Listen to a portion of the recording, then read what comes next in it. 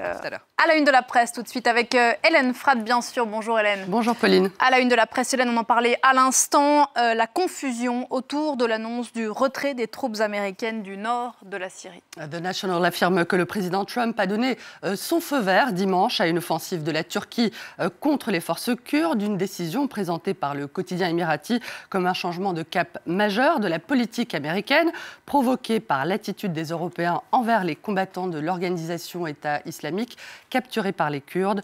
Donald Trump cherchant à contraindre ses alliés à s'occuper directement eux-mêmes de ces prisonniers, d'après le journal. Ça, c'était dimanche. Pauline, depuis, les choses semblent avoir changé. Le président américain, maniant comme à son habitude le chaud et le froid, a-t-il finalement rétropédalé? D'après Arab News, Donald Trump a ensuite assuré qu'il n'était pas question de laisser les mains libres aux Turcs en Syrie.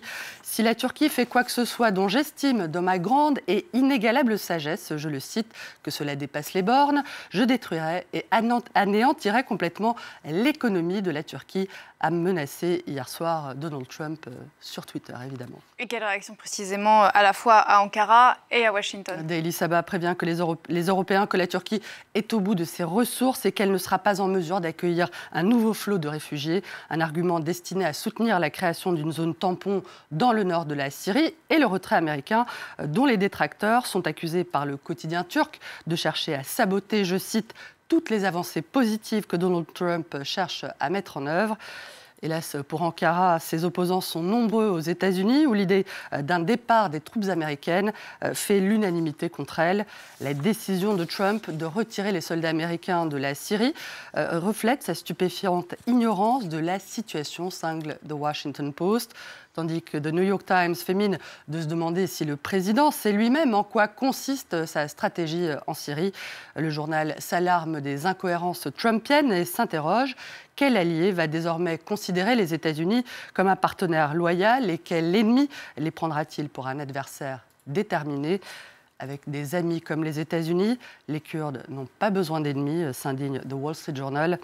En résumant ainsi la situation, les Kurdes ont aidé à vaincre le groupe État islamique et Trump les abandonne à Erdogan. Une indignation et des critiques partagées dans le reste du monde, Hélène. L'énorme erreur de Trump, je cite, provoque un vaste tollé et de vives réactions. D'après l'Orient le Jour, le journal libanais cite la mise en garde de l'ONU qui dit se préparer au pire et craindre une nouvelle crise humanitaire. Les Kurdes sont-ils sur le point d'être sacrifiés? En France, Libération dénonce, je cite, la trahison américaine et le cynisme de Donald Trump, dont la possible désertion, mollement désapprouvée par ses alliés, notamment européens, resterait comme une tache sur l'honneur des démocraties. Trahison, martèle l'humanité, qui parle d'un coup de poignard dans le dos des Kurdes, risquant aussi d'ouvrir la voie à un regain de combativité du groupe État islamique, dont la possible renaissance inquiète également Le Figaro. À l'unisson de la presse française, le journal critique la retraite en rase campagne de Trump au Moyen-Orient, ce vaste champ de bataille aux allures de fiasco général, où se dressent en vainqueurs la Russie de Poutine, Téhéran et ses milices, et la Turquie en guerre contre les Kurdes. En France, à présent, journée de mobilisation aujourd'hui des agriculteurs qui disent vouloir faire entendre leur détresse à travers tout le pays. La Dépêche du Midi annonce un jour de colère pour dénoncer le dénigrement systématique des agriculteurs, les accords commerciaux tels que le CETA et les distorsions de concurrence accusées de détruire à petit feu l'agriculture française.